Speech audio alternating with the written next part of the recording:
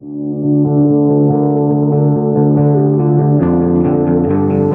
week, I'll have been on stage for 36 years. I started in May of 1983.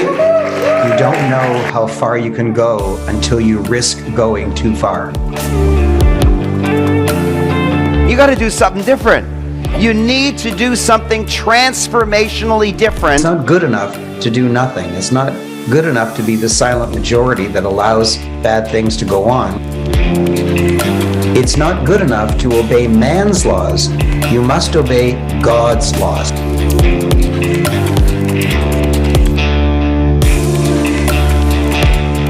Hello everyone and welcome to the Creative Society. And today we have amazing person to interview, Raymond Aaron. He's a motivational speaker and he's author of more than 140 books. Can you imagine?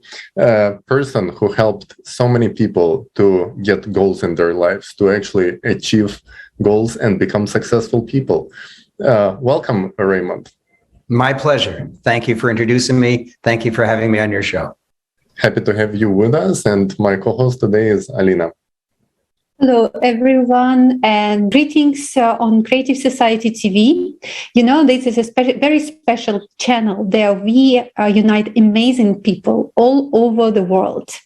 And our viewers will be interested to know what are your core values and what drives you in life. My core values are going everything to the extreme.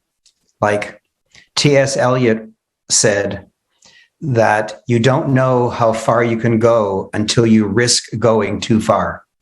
And so I am a man who goes too far all the time. And usually I succeed, which means it wasn't too far. But I do everything to the extreme. I'm just giant in my own imagination. I don't mean I'm boastful. I mean, I view myself as huge and powerful and can achieve anything. And from that platform, I've achieved so much. And so that's my number one core value, that I can do anything and that I'm all powerful and all knowing. But please understand, I don't mean that in any boastful way. It's just where I come from. Whereas other people might say, oh, I can't do that, or I'm too old, or I'm just an immigrant, or I'm just a woman, or I'm too young, or I'm broke or something. My feeling is I can produce anything. But you should be a very brave man. So please give your opinion and your advice there to find that bravity inside. Where do people find the braveness inside them? Yeah, exactly. Yeah. How can we wake it up in ourselves? Well, unfortunately, your parents and teachers did their best to drum it out of you. If you showed any creativity in school, you were reprimanded for it. You had to give the answers that the teacher taught and that the teacher expects. And if you did something creative at home, it probably looked wrong to your parents. If you decided to take milk and pour it on the table and kind of do fingerprinting or something with milk or cream or jam, your parents would probably yell at you for making a mess. And so, unfortunately, whatever creativity you were naturally born with got very effectively drummed out of you by your parents and your teachers, and even by whatever clergy, whatever religion you are. Most religions say, believe what I say. Don't ask questions. We don't tolerate any questions. You just have to believe. And so, unfortunately, our society does a terrible job at encouraging creativity, encouraging risk, encouraging taking chances, encouraging being creative. And so the best way to overcome a problem is to be aware of it. One of my absolute most favorite expressions is, your unaware is dirty. Your unaware is dirty. And I think people's their unawareness of that they have creativity, but that it's been drummed out of them, they've forgotten that. And now they're terrified to try anything new. People will say, oh my gosh, everybody in my industry is out of work. Therefore, I'm out of work. Nothing I can do about it. And their creativity just stops. And one thing you can do is you can read wonderful books. Another thing you can do is watch wonderful movies. Another thing you can do is watch the movie The Secret. Another thing you can do is listen to great motivational speakers. This is not a self-promotion for me. Go watch Jack Canfield, Robert Kiyosaki, Tony Robbins, all friends of mine. Do something to encourage your creativity. Wow. I really love this message of self-education. So people should start having faith in them and do this self-improvement, work on themselves. What do you think is the main first step? What is this thing in our heads that prevent us from actually taking action towards self-improvement in the first place? Well, you were taught in school that the right answer is right and the wrong answer is wrong. And so you didn't dare say the wrong answer. You only put your hand up if you knew the answer was correct. Even if it might be incorrect, you had to know it was correct before you put your hand up. Nobody in school was taught, you know what, just try something. Just come up with some crazy idea and let's see what we can do with it. Nobody was ever taught that. You were taught that you were wrong, you're silly, you're a nuisance, go to the back of the class, go to the principal's office. And so your teacher taught you really clearly, you better know what you're doing. You better not make any mistakes. But talk to anybody who's wealthy. Talk to anyone who is entrepreneurially successful. They will tell you the many, many mistakes that they made. For example, Henry Ford, everyone knows this. Henry Ford named his very first car the Model T. T. Why? Why wasn't it the Model 1? Why wasn't it the Model A? Why T? And the answer is Henry Ford either failed or went bankrupt 19 times. He tried 19 businesses and either closed the doors or they went bankrupt 19 times. And manufacturing an automobile was his 20th attempt. And T is the 20th letter of the alphabet. He named his car after his 19 failures because he, as a great entrepreneur, knew that the failure is your biggest key to success. Failure is not the opposite of success. Failure is a mandatory requirement of success. Every time I start a new venture, every time I launch a new product, every time I create a new educational program, the first time it comes out, there's lots of things wrong with it. And I can tell by the feedback when people ask me the same question over and over again, I realize, oh, I didn't explain that well. And then I come up with the second version and the third version. But thankfully, I throw out the first or second version because I don't want to see it ever again because it's filled with mistakes. You can't come up with the perfect product first time. You can't come up with a perfect entrepreneurial idea the first time. You just can't. And even if you do by accident, your next idea will have some mistakes in it. And so you have to be willing to fail, and school drums that out of you. School does not want you to fail. Failure is bad, and giving the wrong answer is bad, and getting 49% is wrong. So that's actually, yeah. Well, Henry Ford also colored the Model T only in black color because it was the fastest color to get ready for the actual coming out of the factory. So I think efficiency is also very important.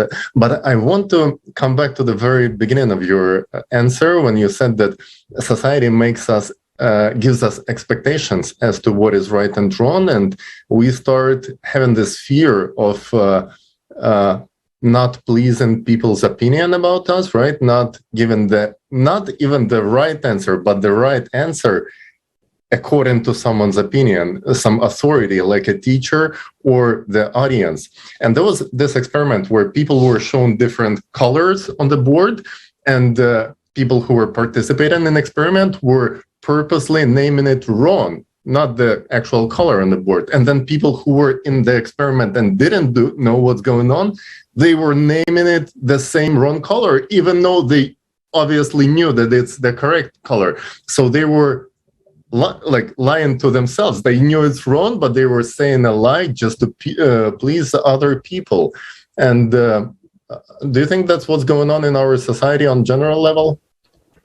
That Absolutely. If you ask people why they're taking the COVID vaccine, that it should be a medical reason. They should be saying, well, I've done the research and I've looked at the probabilities And the probability of harm from the side effects exists, but the probability of getting helped by the intention of the vaccine is better. And so I've chosen to do it. They should talk about medicine, and they should talk about health, and they should talk about probabilities, but they don't. They say, well, I took the jab because I want my job, or I took the jab because my mother forced me to, or all my friends have done it, so I'm doing it. Well, that's the same as saying I'm taking cocaine because all my friends are doing it. People just, they don't think, they just are puppets. Most people are puppets. Most people just repeat whatever they've heard. And this is actually very interesting, because our last conference was called Creative Society, Time for the Truth, where we tried to expose all the narratives that we have in our heads pushed by the society. Like, for example, the narrative that it's okay to live in the society where a lot of people live in poverty, and we just make it seem like it's okay that we have this tremendous spendings on climate change with no effective progress in any sort of the field.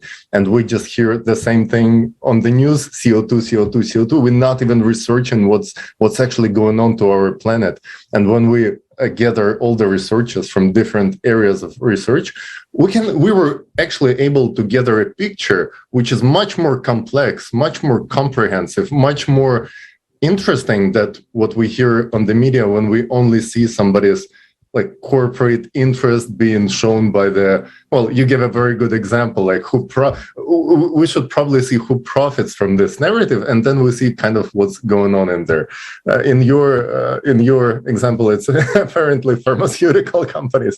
But I would like to ask you, what kind of values can unite people in a positive way, in a way where we act not out of fear, but out of this need of self-improvement, and also contribute to common good? Because I feel like for every person, it's we want to be successful, but how do we measure success? We measure it by the social acceptance, or some measurements of success, which is financial success, of course, but also contributing to the improvement of the society. What kind of values could bring people together in this desire to make our society more successful in general?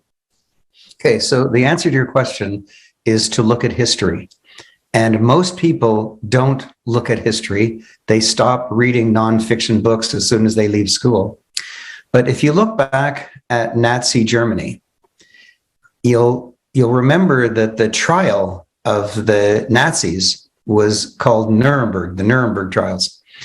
And the, quote, good guys were saying, and I hope I don't offend any Germans who are listening. I'm not trying to say anything good or bad. I'm just trying to represent history.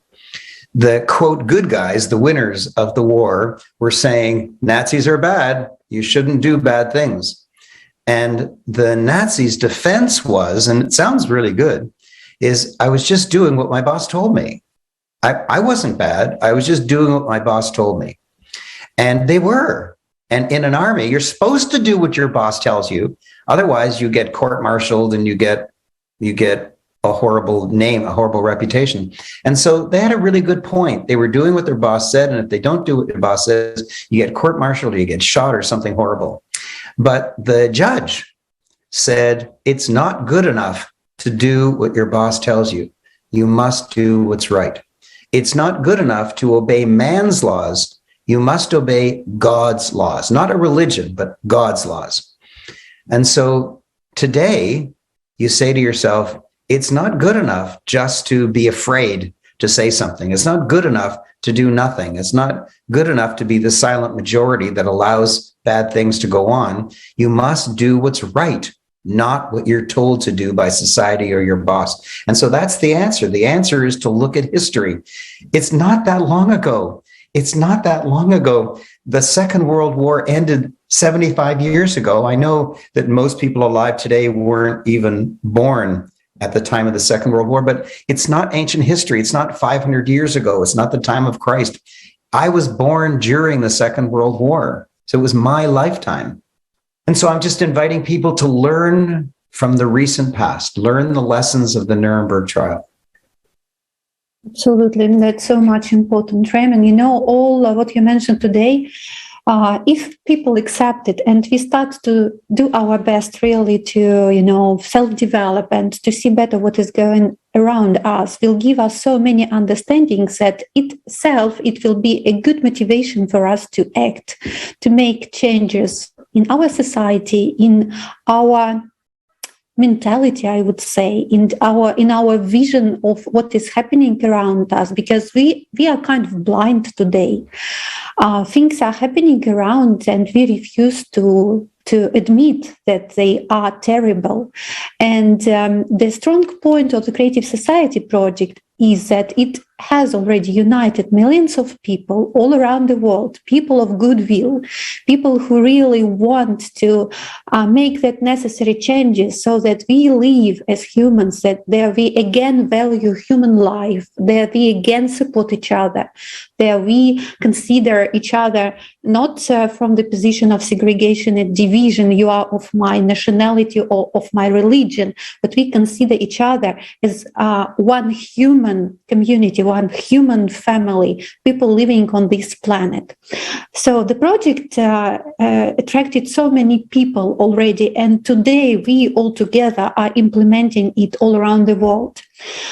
Still, there are so many people who want to join, but they expect that others will come and bring them the ready result. They say, I want to live in the Creative Society. Yes, of course. How are you going to build it for me? What are you going to do? What would you say here? What would be your answer? Well, I'll give you my own life experience. I'm a Canadian and I'm Jewish. And though Jews are fairly well respected in the world, there's also a lot of prejudice against Jews. And when I'm giving speeches in the United States, Americans would rather learn from Americans. Americans think that everyone is either American or an outsider or an alien. And so I was afraid when I was speaking in the United States to admit that I'm Jewish and certainly admit that I'm Canadian. I wanted them to think that I was a normal white Christian just like them. And I hid it, and I was embarrassed that I hid it. And I'm suggesting that my embarrassment and my fears are similar to the people that you're talking about, who want somebody else to do the Creative Society for them while they just do their job. And one day I said, you know what, Raymond? Get over yourself. Just swallow all that nonsense that you made up, that they won't like Jews and that they only want white Christians and they only want Americans. Just get rid of all that crap. And so the next time I stood up to speak, I said, by the way, I've never said this in the United States, and I'm afraid to say it, but I'm going to say it. I'm Jewish and I'm Canadian. And there was a silence for a while, and then they applauded. I said, well, that went easier than I thought. And then I referred to it a couple more times in my talk, and they just laughed it off because they didn't have all those issues. They were just in my mind.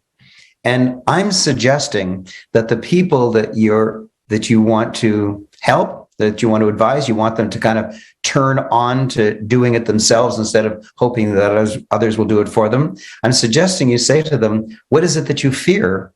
And then ask them if it's real. Because most fears aren't real. Most fears are just not real. Yeah. Again, we came back to fears, right? That's something which blocks us so much inside us. But let's again try to free ourselves from these wrong understandings by talking about the project Creative Society. So this is all human project, and as I mentioned today, it's been implemented by millions of people from 180 countries. And it all started 10 years ago. Then volunteers, the very first pioneers of the project Creative Society, decided to conduct a social survey. They started to go out to the streets, to the events, to their offices, schools, and they started to ask people or family members and people they knew in what kind of society you would like to live in. Can you please give a description of such a society that you could really evolve, you could feel free. And people started to give their answers, and based on those answers, the 8 foundations of the creative society were formed. But before we come to that point, I wanted to ask you, what is creative society for you? How do you envision the world where you would feel really happy, comfortable, and the fair world, I would say so? Okay, it's an easy answer for me. The world that I would like to live in is a world in which everybody is doing what they love for their work or their charity. They're doing what they love and earning well doing it. I would like to live in a world in which everybody is contributing vastly. They're doing what they love and making a big difference. Most people aren't doing what they love. Most people aren't making much money. A lot of people are unemployed. Most people are afraid. And I want to live in a world in which everybody is doing only what they love. I mean, even as far as whether they like to take the garbage out. I mean, they do only what they love. And that's how I construct my life. There's certain things, you call them household chores, that I love doing. I love making the bed in the morning. I love putting out the recycling. I love putting out the compost. I live on an acreage with a luxury log cabin. You can see it behind me. And I do only those chores at home that I love doing. The chores that I don't love doing, I don't do. And one time my wife complained, "Oh, so I have to do the dirty work?" I said, "No, you only do what you love." And she said, "What about the other stuff?" I said, "Either the other stuff won't get done, or we'll hire a cleaning lady to do it, or something, or we'll just ignore it. But I only do what I love." One thing I wanted to ask you and to talk to you about is actually purpose. I feel like the thing that you mentioned multiple times, when people live a miserable life, usually I would say these people lack in purpose because they have a lot of energy. Each one of us has tremendous amount of energy. But if it's not applied to a purpose, then it's just wasted. But when we look at our society, do we have a purpose as a society generally? What do we actually live for? What's the goal? And when I started thinking about it, I realized there is no such goal. What would you think could be such a goal that actually could unite people instead of listening to those, as you mentioned, the religious leaders and the commercials on the TVs that try to separate us? Politicians, again, you said my product is better. Each politician is claiming that his political platform is going to give a change, but none of them ever does. Like, how long would we keep playing these stupid games and win stupid prizes until we realize that we need a purpose, not only in personal life, but as a society as well? So before I had a purpose, for the first 39 years of my life, you have to understand, I have a Mensa IQ. That's the top 2% of IQ in the entire world's population. I've been rated as a genius in mathematics. And the very first book that I wrote at the tender age of 22 was a calculus textbook that was made compulsory at the University of Toronto. So I have a big, giant IQ, big, giant brain. And with all that brain power, for 39 years, I produced a garbage life. I was $100,000 in debt. I was 50 pounds overweight.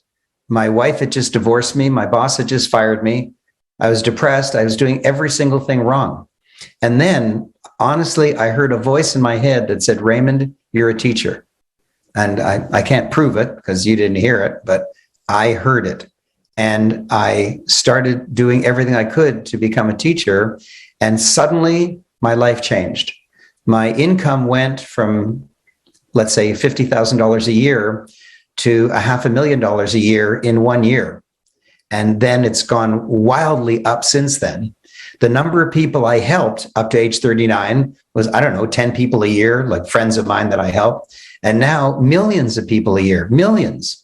And so I do way better in life in terms of earning myself, but way better in life spiritually. I feel wonderful, and way better in terms of the vast number of people that I help in so many ways.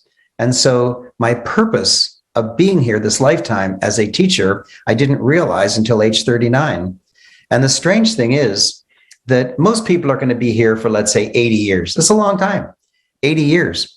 And they never ask why they're here. If you ask why they bought that car, they'll tell you, or why they went to this island on their vacation, they'll tell you. But if you ask, why are you here this lifetime for 80 years, they've never thought about it. If they haven't thought about that, then they haven't thought about their purpose. And if you live a purposeless life, you'll have to come back next life and do it again.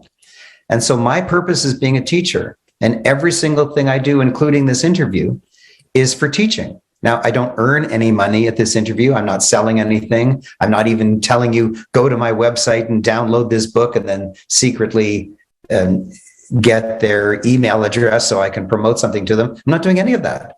And Raymond, this is amazing because it gets us to the point where your life changed when you decided to create, when you decided to have a purpose that serves to other people, but makes you so much more successful. Like this is actual you improving other people's lives, and that makes you successful.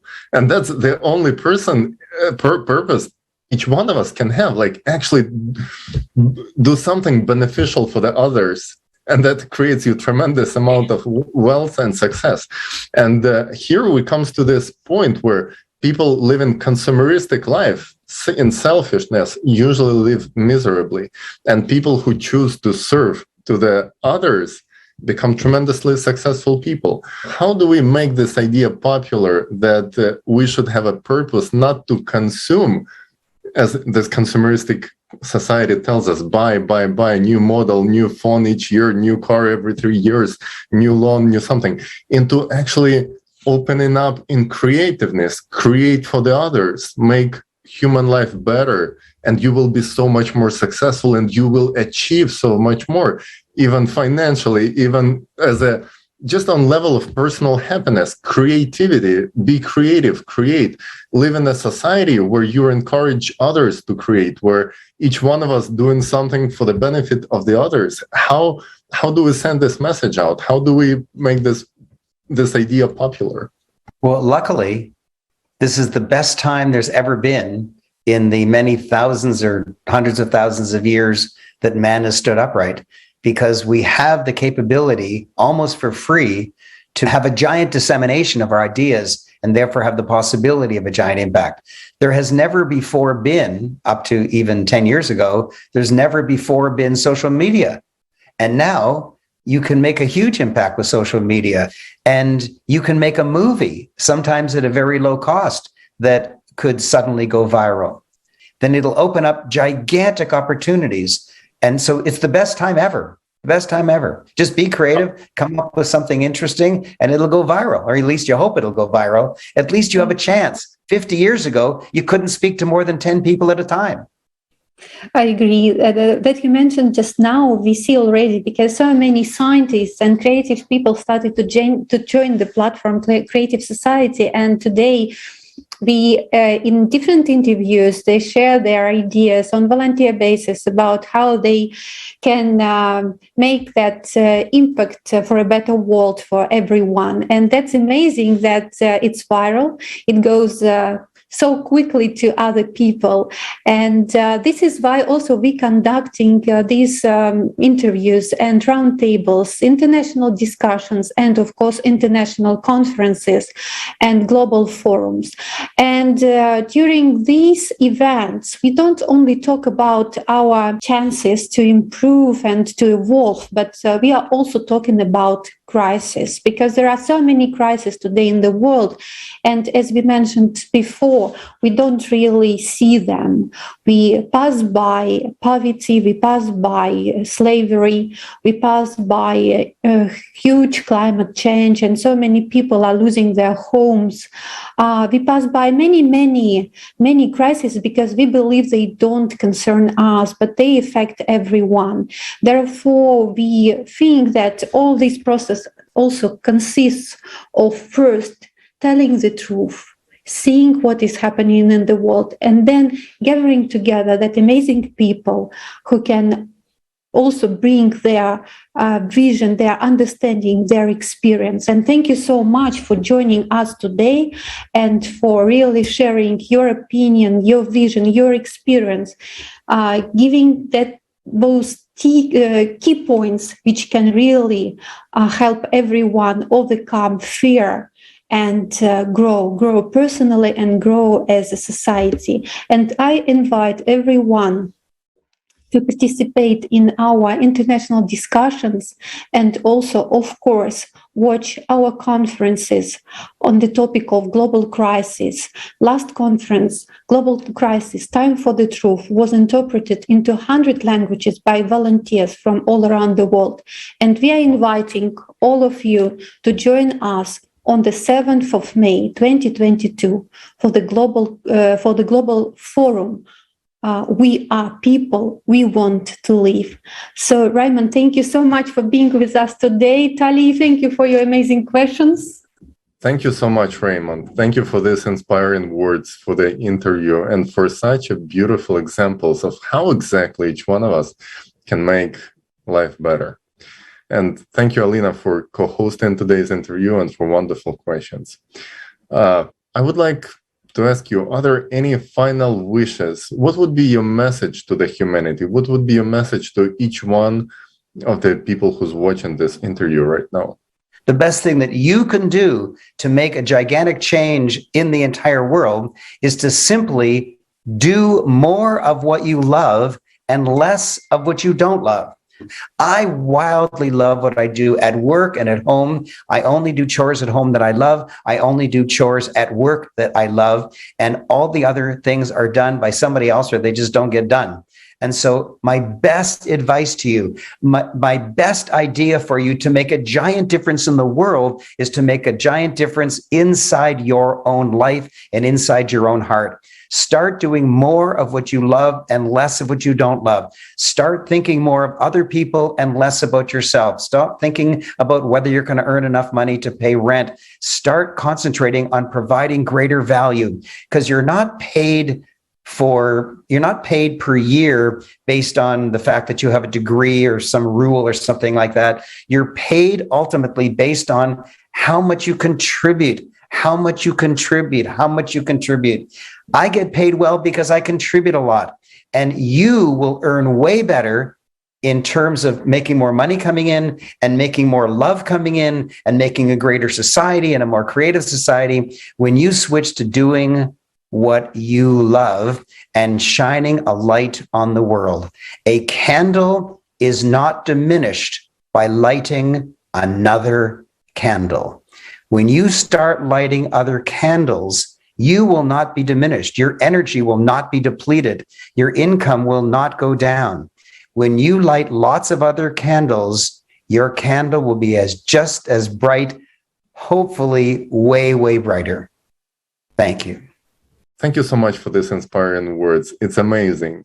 And for everyone who's hearing this, I would like to ask you to encourage people to actually change something in their daily life. And what could be the simple steps that each one of us can do to make the world around us better? How can we notify people in the shortest period of time about this possibility of changing our world from consumeristic, in which we live right now, where money is above everything, into creative format of living, creative society, where human life is the highest value?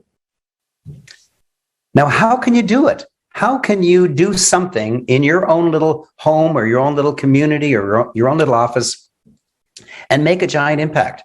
Well, today is the actual perfect day to be able to do that, because there has never been before 10 or 15 years ago, there was never been social media. With social media, you can make a message for free, and if it goes viral, millions of people can see it.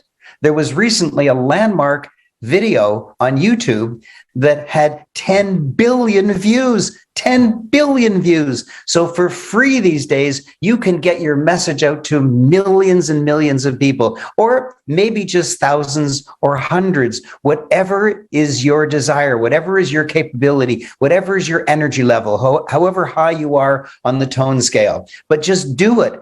Do it. Make the decision. Step forward. Get into the game. And when you do, you might be startled at how wide your message goes out into the world.